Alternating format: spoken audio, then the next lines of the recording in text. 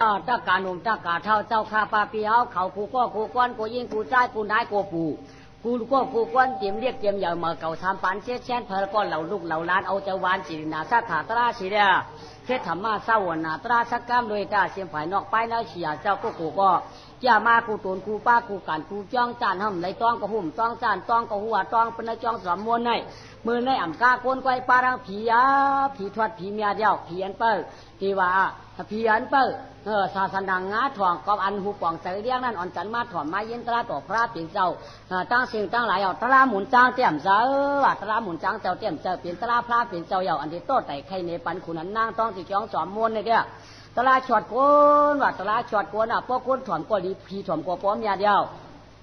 ดิจัดอาร้องจัดอาร้องต่อพระเปลี่ยนเจ้าก็ป้อมโมเอาเข้าใจก็มันทีมันเฉาป้อมหมอเข้าใจก็มันเปลี่ยนตลาดีถ่วงตลาเนี่ยมันมีสองป้าแหละตลาดีถ่วงตลาถ่วงดีพวกเขาถ่วงจ้อมตลาต่อพระเปลี่ยนเจ้าดัดไว้ถ้าเขาจังดีพวกเขาอ่ำจ้างกำจ้องก็เป็นตลาดีถ่วงเป็นตลาดีถ่วงเนี่ยตลาถ่วงดีตลาดีถ่วงเนี่ยมันกวาดกันเข้าปึกเข้าชานเขาหวานได้หวานหนังกันเขาหวานหัวร้อนๆเขาเนี่ยจังหวัดเดียวปันตะกาเขาอยู่แล้วป้อมโมเอาก็เป็นตลาดถ่อมดีว่ะป้อมไปโมเอาก็เป็นตลาดดีถ่อมไหนกอบในเดตะกาเขากูก็กูก้อนกูขุนกูนางพี่หุ่นจ้างเขากูเจ้าเขาก็เอาเขาจะเขาตราฮ้อนวันในตลาดฮ้อตลาดเปียวว่ะป้อหยุ่มก็เป็นตลาดฮ้อยป้อมหยุ่มก็เป็นจักราเปียววันนั้นเจ้าเขาก็เอาเฉพาะป่องเจ้าชื่อเผยมันเสียกรรมโดยจ้าว่ะกลางทุ่งเปื่อนว่าก้นผ่านใครอาเชือกก้นเจือกใครอาปุ่มอ่ะก้อยกาป้อมใครอาปุ่มมันก็ตะกาเขาก็หนุ่มก้นเท่าก็ซ้ำไปหู้ป้อมใครคือวัตถุมันก็ก้นหนุ่มเจ้าหู้มันจังเขาอันก้นเท่ายำนอนจ้องที่ตีจ้องก็จ้องอยู่หนังเก่าก็เปื่อนไหนเดียจงว่าจัดหนุ่มจัดเจตีตังมันหลัดมาเฉพาะตราหับว่าปังจึงเลี้ยงเสือเผื่อมันกูก็เนี้ยตาหน้าสีล้านได้อำดูโชอันวันก็ตะเก๋าเขาจ้ำเยาเขาอันยำเขาจ้องก็ดีจ้องดีมาใกล้จ้องใกล้มาดมุนเจ้าเขาป้าเหล่าก็ใกล้ลาดตะเก๋าเขาก็มาต้อยเนื้อเสือเผื่อมันก็มีไว้กูก็อยู่เนี่ยก็กะกำสินในอ่ำทับว่ากำนำหนาว่ะเพราะว่าเขาเป็นในน้ำก็กำเอา1 เซนก็ป้อมกำเรียนได้มันง่ายว่ะก็กะเขาอย่าไปกำผ้ากำปล่อยนะคือได้กำไว้มันปันไว้แก่นเหมือนหนังเขาปันไว้ลักไม่ล้วนเห็นได้พังเขาลิ้นลึกนั่นอยู่ยาวเขาได้อิงไว้เห็นของรอยเสาเมืองอยู่ยาวเพราะว่าเขาได้กำมันปันแก่นเอาจิ้มน้ำไหลน้ำอย่าเขาไหลไผ่อย่าเขาไม่อันนั้นเขาได้หันถือสีกำโดยตาว่าตะเก๋าเขานี่ป่านได้จ้างป่านนี่ป่านพาที่เต็งสุยปีเวียงเสียงเวียงคำได้แก่มันถ้าบาดเสียงหือ มันดูเอาตัวเอาสาวเฮาเฮียข้าเจอโจ้จ้าอยู่ยาวก็เพื่อนไหนเนี่ยตาหน้าปารามีสิป้าเนี่ยเปลี่ยนสีดามันเป็นขันทีปารามีเนี่ยเป็นลักมันสาวมันอยู่ยาวลองจ้างตั้งกำตั้งเสียงได้ปีจ้างงาป้าได้ตั้งเอาเต็มปานาที่ป้าอตินากามีสุมุกสาสุราไม่ได้หาป้านั่นเป็นปีปืนอีกมันเสียงอยู่ยาว ก็เพื่อนไหนเนี่ยป้อมนี้ขันทีปืนหนึ่งป้อมนี้สินล่างงาป้าปืนหนึ่งนี่ป่านนั้นเขาอ่ำฮอดไรอันวันนั้นก็เผยก็ป่องใจกูก็กวนอยู่เนี่ยตะกะปอมมีเอาเขาน้องปีเขาตะกะเท่าตะกะยิงใจเอาเขาเผยก็เอาตั้งตราที่ไหน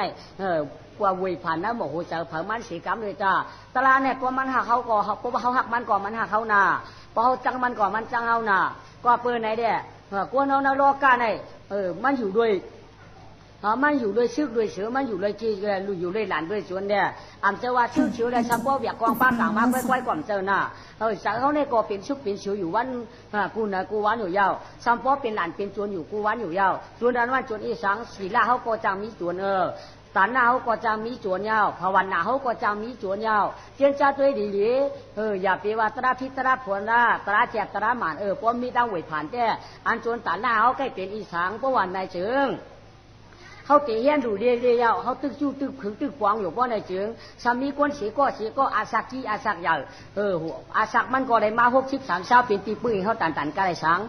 เงินดังตึกกี่อยู่หม้อไปป้อดีดูไปป้อดีต้านปีได้ไปเด้ปีมาคือปีหน้าปีมากชูจองดูเด้ปีหน้าปีเดือนชูจองดูเด้ก็อันดับนั้นเป็นจวนตันหน้าเขาอยู่ยาวเลยเสียแนมกาเมื่อเขาตึกแขนดูแขนกานั่นเห็นเด้เขาซ้ำวินไว้เขากะลูกะต้านมาเย้าก็ปีนวินไว้ไปปอกคืนมาปอมาหันคืนเขาก็มือหนึ่งคืนเขาก็หกเสียอันแล้วก็หวานที่เขาคงก็จ้างว่าง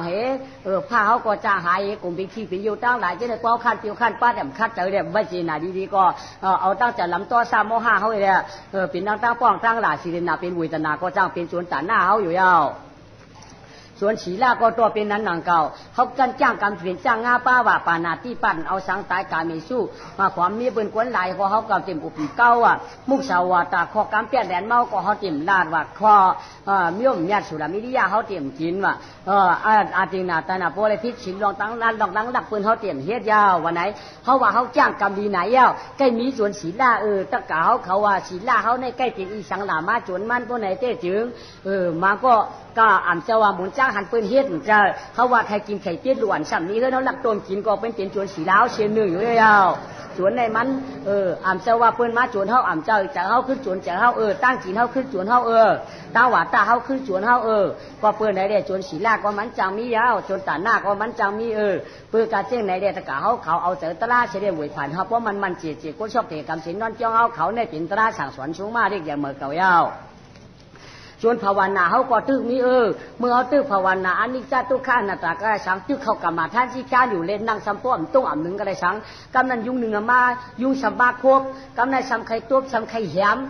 จะเอานั้นเอาปืนเอาหึ่งเอาเครื่องปฏิตีน้อยก็ได้เป็นชวนภาวนากรรมฐานเขาอยู่ยาวก็ปืนในแรกป้อมไว้ใจดีๆจึงหนูได้เจนจ้าสีดีงามๆเลยตาก้นเอาเฮ็ดลองตั้งดีเหมือนเด้ดีก็ห้ามว่าค่อยการลองจ้างตั้งกรรมปรมีเขาก่อนน้ำปรมีก็ตึกนู่เด้จองว่าป้อได้กันนอนจ้องป้อมได้ป้าพากลางนั่นห่างตีอ่ำเยื่นไรเด้พอเปิดยุ่งมาตีไข่ตัวปอยุ่งครบตีไข่มังหนังเขากองตีวางหนาเด้พอเปิดเชื่องไหนยาวหนังเขาก็วางปรมีเขาก็วางจบป้อมป้าพากลางนั่นเต็มเยื่นไรอยู่ล่าเด้สองวันได้ป้าอยู่ชื่อพระชื่อมายาวป้อปรมีเขาป้อปรมีเขาก็เกะสังขีเขาก็เกะที่พระเป็นเจ้าไก่อยู่ในหิมะวันตาต้อตั้งนั่นก็ได้สังยาเสียหันเขาเจ้านั่นภาคกลางเขาเจ้าอ่ำป้าก็กระชู้เป็นพระก็เป็นมายาวอันเป็นชู้ได้รีบป่านพอเป็นพวกไรกว่ายาวมุกจันเพยาวคือเขาว่าเสียตะกาคำเลยตนากี้เลยสาลงในหัวก้อยๆเด้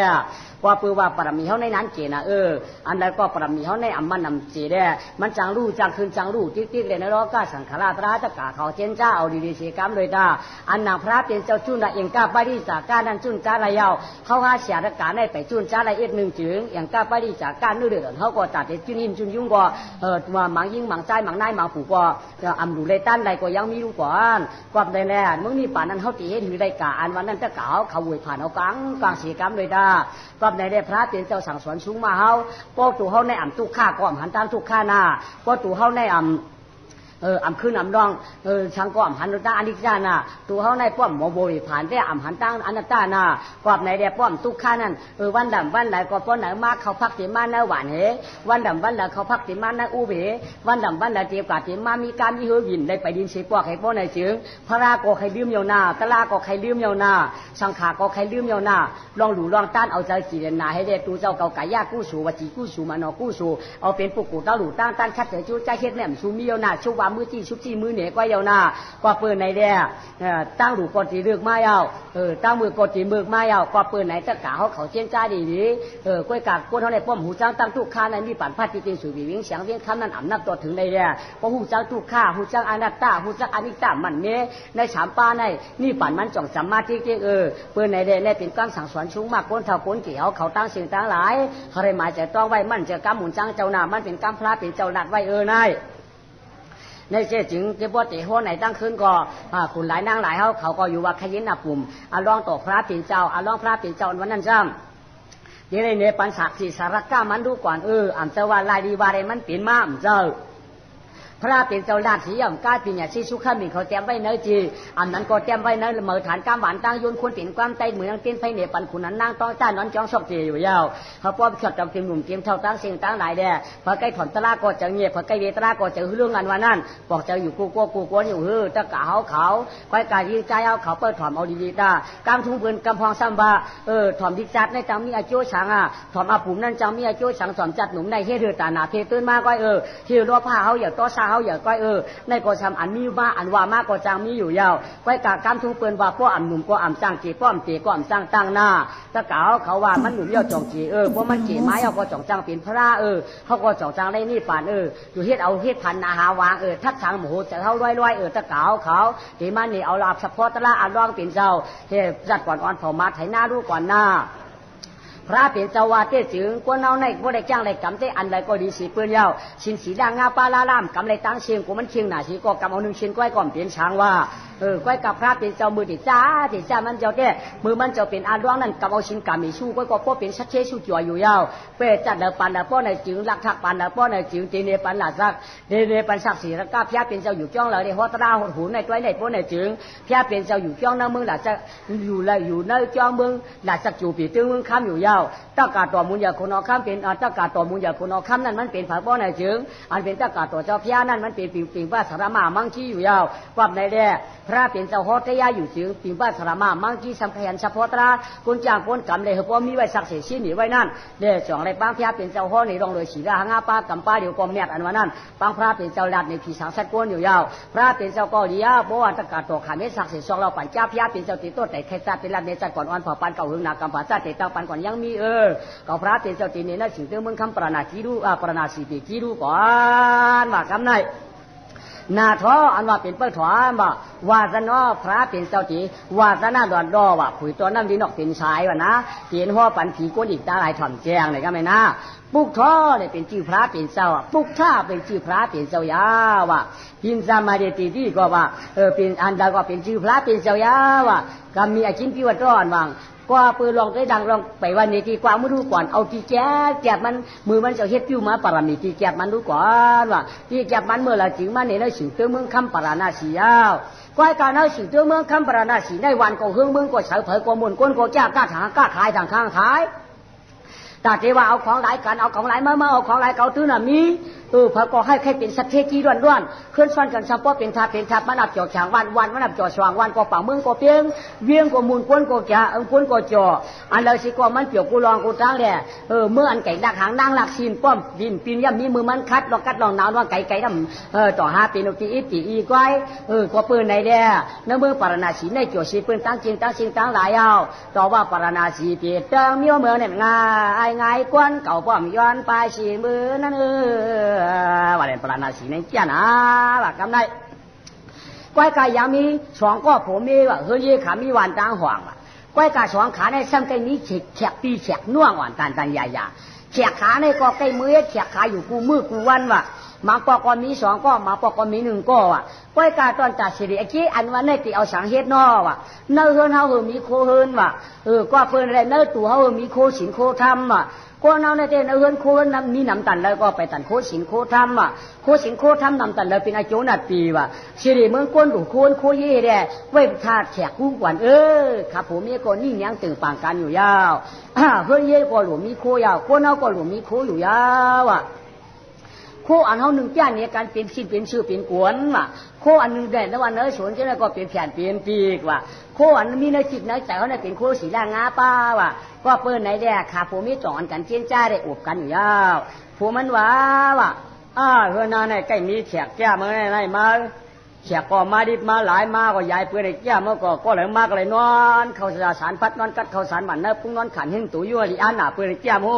ผ้าห่มห้าก็ห้ามปีพอไปก็ตัดที่ปันปีน้องก็ห้ามมีแขกก็ซ้ำเด็กขึ้นมา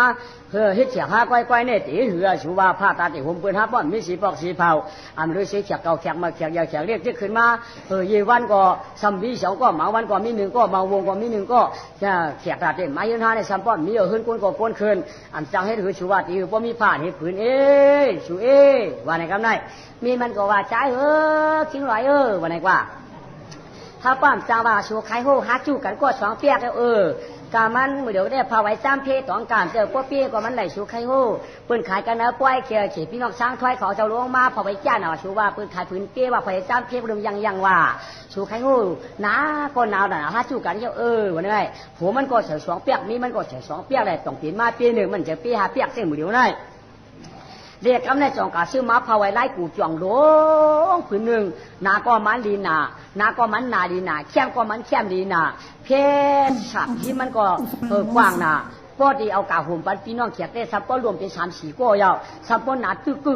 เอาพาไว้เตี้ยพาไว้ว่า3มื้อเดียวเตี้ยกามันย่อม4-5ปากว่ากูปอกเตี้ยเปิ้นขายมัน1เตี้ยก็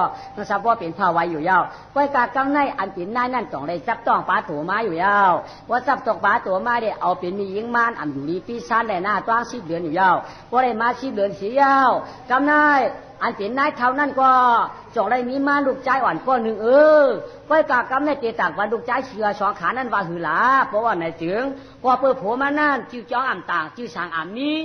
ตั้งจ้องเลยตั้งผัวมันนั่นไกลกันหนามต้นกาจ้องเลยปอกอ่ำต้นเสียงดิสวนได้เปิดเป็นกุญใจมันเป็นกุญใจมันอ่ำหมอดิกหมอไล่อ่ำหมอเจ็ดวันไปอย่าหู้เด้ไม่ก็เปิดไหนได้อ่ำสร้างต่างจิ้วลูกมันว่าหืออยู่ยาวมันเกิดมากก็ถือว่าไอเกิดก็เกิดเย่าในก็ถือว่าไอวันหนึ่งไอสองวันไอสามวันกูจะตามมันหายไอสี่วันไอห้าวันไอหกวันนับกะจับกะขับกะให้ในติ๊กเลยสัมปอะไรเดือนหนึ่งก็ว่าไอเดือนไปวันไอเดือนไปสองวันไอเดือนไปสามวันไอเดือนไปสี่วันไอเดือนไปห้าวันว่ากับพวกสองเดือนก็ไอสองเดือนไปวันไอสองเดือนไปสองวันไอสองเดือนไปสามวันไอสองเดือนไปสี่วันไอสองเดือนไปห้าวันพวกอะไรขบก็ไอขบหนึ่งไปเดือนไอขบหนึ่งไปสองเดือนไอขบไปสามเดือนว่าในติ๊กสีเยาวเนี่ยถึงมาลูกใจเงามันในสัมปอะไรมา5 ปีอยู่ยาวก็เลยมา5 ปีเยาวเพราะไหนจึงกำไนนายเท่าไหนจองในจับต้องป้าตัวเทียงแรกก็อันมาเกิดเทียงในมันเปลี่ยนเผยเพราะไหนจึงจากที่สันติปรมีสุตัวก็ร้องพระเป็นเจ้าลูกเฉียงเมืองผีตุกสีตาล่วงมาเป็นลูกค้าอยู่อามานยาวไว้การล่วงมาเป็นลูกค้าสีก็เปือว่าร้องพระเป็นเจ้ามือสามรองตั้งหีเปียวมอนที่หุ่นมองตัวเชียงไฟนาดีตีตาอำหยับอยู่เมืองทุกสีตาปีป้อมันหึงหนาเด้ได้เป็น9,600,000 ปีเมืองเด้จังว่าอูหัวเงาเฮืองก็ซ้ำป้องเงาปลายเสาก็ป้อนลำเด้ซ้ำตายปานผีตีนีปานก้นจ่องมาเตะเทนะผู้มนนายเท่านั้นอยู่ยาวกำในอันเป็นนายเท่านั้นก็จ่องได้จับต้องป้าตัวมาเตะเฮ็ดหนังมันมาก็อันตาหน้าหนูเด้ไว้กายอยู่กากินกับเพราะว่าชีพเดินยองเด้อันเปลี่ยนนายก็จอมมีมาลูกคำจอมมีมาลูกเลยแก่ใจอ่อนกำในมีมาลูกใจแข็งก็หนึ่งเตนางว่าเมาย้อนนายก็ยังฮักเจอคอใจนะเข่าชอนายเท่าก็มีตาลูกขวัญฮักก่อมุงเหลือหล่อนสองแดงเย้าไอ้น้องวันหนึ่งไอ้น้อง2 วันไอ้น้อง3 วันไอ้น้อง4 วันไอ้น้อง5 วันไอ้น้อง6 วันไอ้น้อง4 วันต่างปันจื้อมันนิดในก้อยอยู่วันแดงเหมือนหนังจื้อปีมันยาวช่วงกำได้อันจะเป็นมากาตาป้อมากาตาแม่เตียเทปาลูกใจคำไม้ก็ลูกตาฮักเด้อแห้งช่องหนอปอก็ลัดถึงมีก็ลัดถึงปอเจนาว่าเฮ้ยพอขันจักกามายอกำได้ตันตัดเเป็นปีที่อายะตอนตัดเป็นปูนตัดเป็นปูนเป็นฟ้อนเนี่ย ตอนตัดเป็นปูนเป็นฟ้อนลวงตาเฮลูกขาชัมโปเตได้จันจ้าขำจ้ากะเมื่อนาขาข้าวปลายเพราะว่าขาตายลูกใจขาเพราะเป็นเงินจึกเงินปัวเพราะว่าขาหมอเด้งหมอลุ่มลาเพราะว่าขาอย่างมาเต๊กๆเพราะไหนก็คือขาเพราะมีอุกษาไว้อันนั้นตาโผตาเมปเมลาเทศตรงได้เจนจ้าปั่นลูกรองหนึ่งอยู่ยาวผู้มันว่าหามีมันว่ากำไรลูกค้าก็มีเป็น2 ก้อนนั่นเองกำในเจ๊หยาบยาวมาป้อมมีปีกี้สังไว้มือหน้าขาข้าวปลายเพราะว่าตายในเจ๊เขาเป็นก้นหลายก้นเป่าสั่งให้เหรอไปกะฮะชื่อไว้อุกจ่าปีกี้เมียงขาพี่น้องก็อีกก้นหน่อยละนายชื่อแดตัวเมียก็หลูเอาตัวพ่อก็หลูชื่อชัวก็ได้กะชื่อตัวพ่อก่อนจังเพก็ได้กะชื่อตัวเมียก็ก้อยก่อนมันโผล่ชื่ออะไรกินแห้งมันมันหยาบถือตัวเมียหลูชื่อเจ้านี่ก็ชัวตัวพ่อหลูชื่อเจ้าก็ชัวนายเจ้สูก็หู้เหยิงดัดปันเฮาเนี่ยตัวพ่อมันหลูชื่อเมียวช้างตัวเมียมันหลูชื่อเมียวช้างอันเก่าเต้เก่าหุติกาจังวาละตัวพ่อหลูชื่อกายลูกใจฮะหลูไทยหน้ารู้สูว่าตัวเมียหลูชื่อวัวมันต่อเป็นไอ้เจ้าแล้วน้ำนวลมันกวาดกำเดียวรู้จังหยาบช้างเพราะมันเกิดมากกว่าเพราะมันเคก็น้ำนวลวัวเมียก็เตะไรลูกอันมันก็เตะไรไปไหนเจ้พอมีควายงานก็เตะกินจังไทยหน้าไทยให้เปิ้นในก็เตะได้กินแห้งมันไม่จะถ้าหลูชื่อปันขา2 มิ้วในชัวขิงไหวควายได้เปิ้นขายกะมากินเปิ้นว่าเต้ขายอยู่มูนึงว่าสูขายมูนึงว่าการพอเด็กพอใหญ่กายน้อง2 น้องในเปิ้นขายมูนึงว่าวัวในเปิ้นขายเปี้ยไปตุ่มพอเป็นวัวหนุ่มพอตัวเล็กตัวใหญ่เจ้าสูใครฮู้พอเป็นวัวฉวนเจ้ไปพอมีลูกเจ้เปี้ยไปตุ่มในบ้านเปลี่ยนเปี้ยไปเปี้ย2 เปี้ยในเปิ้นห้องวัน1 ตุ่มมันเนาะย่อกำไนขาผมเมียก็กว่าชื่อมากควายตัว1 มูนึงกว่าชื่อมาวัวลายอ่อนตัว1เปี้ยไปตุ่มวัวก็วัวหนุ่มไปพูดไว้ตัวใหญ่ จ้องมาไว้ปันเฮ็ดนั้นสิยาวกามในขาพี่น้องก็ใหญ่จอมนี่เนี่ยสักเกก็ไหวก็จะตีไว้ผ้าปั่นปูดยันขอบถึงมาเอาไว้ไอ้น้องไอ้ปีอ่อนกันเศร้าสีหืนเยเฮ็ดก็ลาเทเจจูนอลาป้าเจ้าพ่อเจ้าแม่สักไอ้ก็กรานตางนั้นมันจำยังไกวจิตขบเปียดนี้เก้าขบเสียนนี้เต้นเอาไว้เผยชุงคือหน่อยหน่อยปีนาสักใหญ่กว่า11 12 13 14ช่วยปีเป็นเมาป้นเสียงที่เผยคว้างตึกนอนเดียวเป็นเมายังเชียวกำในน้องใจเก่าปีรวมมารวมเนี่ยมาจะปันนั่นเนี่ยปันป้อเดียงกว่าเจียนแถวเดียวเดีย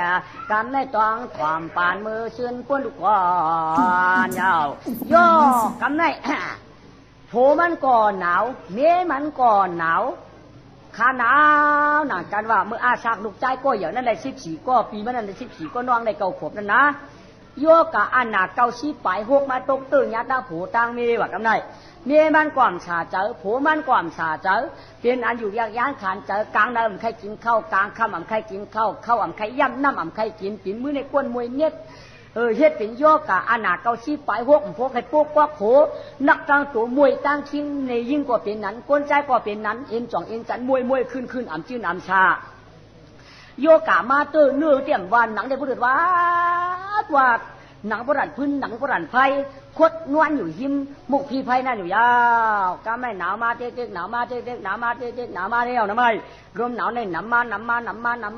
เดียวนะขาผมเนี่ยแหมใครจริงเขาทิ้งพักโหก่อนนักแล้วก็ไม่จับใบไม้เอาหนางานดูเดี๋ยวงานเดี๋ยวงานแผงเดี๋ยวงานได้มาจับคนใจมาจับคนยิงหมาปอกหูคิงหมาปอกหูตัวผมมันก็เป็นนั้นมีมันก็เป็นนั้นตอนจ่าตายเนี่ยจีอำรอดได้ยาวว่าในก็ไม่มีมันก็จ่องเนี่ยลูกมาเนี่ยชินดวนชายเฮน่าเป็นเมียเขาแก่เห็นดันเสียจ่องข้าเอาผมมันลูกมาอยู่ยาวก็ได้ที่ได้จีบปันควรคุยปันลูกใจสองขานั่นป้อมเสียกำเดี๋ยวเนี่ยมันจะป้อมสุดว่างก้างอำดันปันเนี่ยแท้ลูกใจก็เตรียมจ้างเสียกันกลุ่มจ้างเสียกันที่วันในกว่าสางกำได้ลูกเลิกเชียงในชมลูกแรกเชียงในลูกเหี้ยกัดเตี้ยมหูไหนก็กัดไหนโอ้ยกัดว่ากัดสุขใครหูลูกชัวปั๊มลูกมันยาวสุขใครหูโดนไล่ลาบมีมันชัวโดนไล่ลาบมีมันสุขใครหูลาได้เพราะนั้นยาวเจ้มันเป็นนั้นสุขใครหูเขาใครนอนหลายเอาไหนเอาโลไอเมียมันห่วงผัวมันลูกไม้เอาฝีฉากแล้วไหมเมียมันจงว่าจะถามผัวมันว่าจำหนักที่เจ้าอันช่างฮะมีไว้โวตัวกายตัวหนึ่งเดียกผ้าไว้ไล่ตั้งนอกใจได้ตั้งปีไหนเจ๊เจียกปันขาเชี่ยหือด่าชัวเขาแต่เจนใจอยากไปโชว์ใครหูเพราะว่าเขาดูเขาตายนอกใจไปที่ปันอีหังพี่ใหญ่มันจีปันอีหังอันนั้นเขาเนี่ยกังชูใครหูป้อมเสียกไว้หวานตาวางอย่างขาพี่น้องห้องเอาขาเข้ามาเลยขามีอยู่กลางต้านนู้ขาไปปีเด็กใครสั่งน้องเด็กใครสั่งอันวันนั้นใจเข้ามาเลยลูกเมียเปี้ยอยู่ไกลเองฮะที่ตายแต่ลูกใจเขือตายเป็นเขือเมียเข้ามากันได้ลูกใจหลงด้านหน้าเป็นปีใหญ่นั่นอ้วหลวงค่ะเมียหลวงค่ะจ้างหลวงไอ้ถ้าก็จำตายมาเจ๊กเนี่ยซ้อมหนักให้มีสูตรเตือนปังกันในภาไว้ไล่ในตีให้หือกายตีให้ถือโวตีให้ถืออันวันนั้นถ้ามีสูก็เตือนปังกันอันนั้นก็เมื่อเอาไปปันน้องใจเมื่อนั้นวัวอันนั้นก็ภาไว้นั่นอย่างกันก็ผักเอาใครวันไหนใจใจเจ็บปีเจในข้าปออย่าไม่เจอข้าลูกใจที่ก็แจกว่าเมียใครตายอ้วใครตายขละเพียงอย่าเป็นไม่เจอข้าตั้งคนตายแดกคนทิพย์ในมันเฉียงกันค่ะคนตายก่อนลุกมายิบคนทิพย์ก่อนปนักคนตายค่ะในเจ้อ้วตายก็ตายค่ะเมียตายก็ตายค่ะเด้การคนเขาได้เขาว่าเขาเตะตายแปดชัวเขาเตะตายแปดชัวเขาใครตายแปดชัวว่าได้สีข้ายินเขาเอาจ้างตายเห็ดปักเปลืองมันที่เตี้ยมตายเห็ดพวกก็จะละมากก็ว่าตอกว่าตามจะละเมื่อนั้นก็ใครตายแปดชัวใครตายแปดชัวว่านั้นเสียการคนถ้าคนเกลียดนี่มันเงียบใจก้อยปอกใครตายก็คือตายละมันเป็นสัง กามคือว่าไว้มันไปหมานพวกกามฮักพี่น้องไปว่าเจ้เขาเจ๊แจกก้ากำฮักพอจีฮักกันน้องใจเขาใกล้กับปันก็ได้ปันวัวถูกปันก็ได้ปันก้าเขาเจ๊แจกก้าเนี่ยตายได้คือใครตายก็มันเปลี่ยนนายลูกใจงือได้ไม่นายสุใครโอ้ลูกใจงือได้ยอกำในนอกใจอ่อนมันนอกการกินกับกินเมียมันก็ไม่ว่าว่ากาคำเลี้ยลาเปียแกจูเมียตั้งสองที่มองไว้เลื่อนเงี้ยนอพ่อเมียตายยานวางเนินอิงยาก้อยก็เสียลายพ่ออีกเมียมาตาปิตาสองป้าตายกายต้นขึ้นมาสวงว่าเมียเจ้าตายก็ลูกใจแก่นเสียลายเอาพ่อตายก็พ่อยังแก่นก้อยหายอ่ำปอกก้อยนาว่าเสียลายสองคือเมืองกว่าเนี้ยพ่อคามิลาป้าสองหนอเมียตายก็เมียอ่ำปอกพ่อตายก็อ่ำปอกขึ้นมาเสียลายเต้เสียลายวายเอาเมียผ้ากุ้งกลางลายเมียผ้ากุ้งกลางลาห่อสองเปียงเรียนเสียลายเมียเก่าลาอยู่วันเลี้ยงเขาปออย่าเปียควายเหมียวอย่าเปียควายต้องปั่นตัวช่องเท่าอีกนึงได้เป็นความน้องใจอ่อนมันมาได้ใจใจพวกมาวนตัวลาลูกใจไปไปหาเมียมใครตายหาใครตาย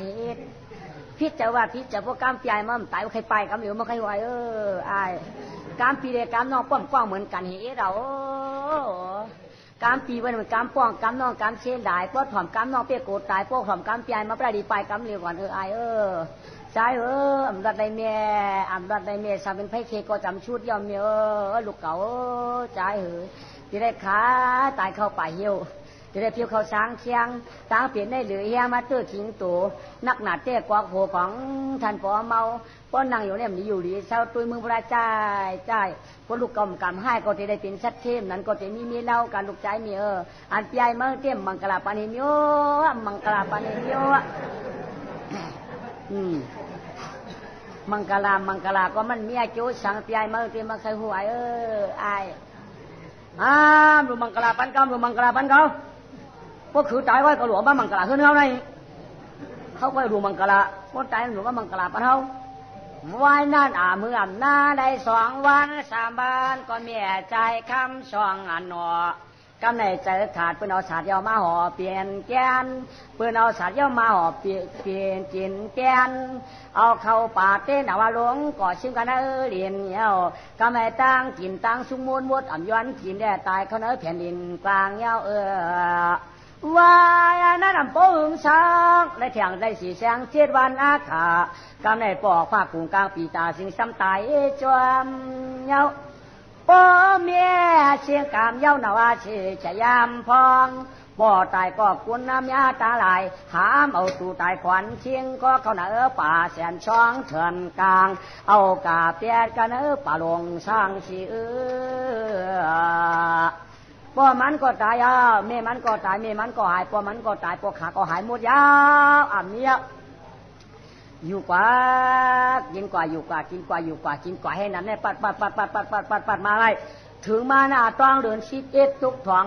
ก็ไม่เดือน11ในหายก็เลยเดือน12สำแรงมาอยากด้วยเขาน้าปีน้องต่างปีเด็กเขาน้าก้อมก่อเกินเขาน้าหมักไปเพิ่งบางตุงก่อนเหลืองบางตุงก็ตั้งตื้อเขียวเจือนเขาน้าน้ำเหนียวเขาเจ้เขาเหนียวน้ำน้าเขาเจ้ก็ตั้งตื้อเขียวเจ้าเงาเจือนเอาขาเขาสั่งปอยาวเนี่ยก็เป็นปอปัดเอาคือตัวจ้าเขาน้าหลอดเนี่ยขึ้นน้าเป่าก็อยากเอาไปเจ้าเจือนเจ้าเขานาหลวงเขาเตตั้งตึกร่วมปั้นติ่งต่างติ่งเตตั้งตึกร่วมเป็นก่อเป็นเกิงเจือนจุดตรงน้าเพื่อนเปื่อนปัดก่อปัดอันตึกเยอะแฉไม่ฉาดก่อมีก็ไม่กัดก่อกัดมายาวเหลือน12ก่อเหม่อม่ามกาไปมวนมากาไปดวงน้ำเนื้อห้องก่อหาน้ำน้อยห้องก่อถาดหักมันก็เชียงมากูตากูดีลำได้ลำสำจำจุ่มจีเดียวน้ำไหลหมอกหมวยปูนไม้มีน้ำไหลหมอกหมวยปูนไม้ยาวเขาน้าก็เหลืองเตรียมตัวไม้ยาวมุนเจอมุนขอพี่น้องคนเมืองสีแดงเอาเขี้ยวเดหลวงปัดน้ำหมวยน้ำไหลหัดคนไข่เปลี่ยนวัดมากกันเลยนะกาก่อกาตารางซ้ำมีมัดมาตันไม้กันในเหยียบมาเหลือนชายเหลือ12รองก็น้ำมากันในแก่ผ้าไว้ขาพี่น้องไก่ไปเจียกกันหนอไก่ก็ไปเจียกกันหนอวัวก็ไปเจียกกันน่ะ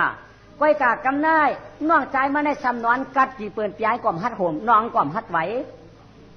เห็นไหนเด็ดน้องใจจ่องยันแจกพาไว้อ่อนตั้งอยู่ยาวยาย หาเจียกผ้าไว้กันเนาะหาเจียกกันเนาะพี่เนาะ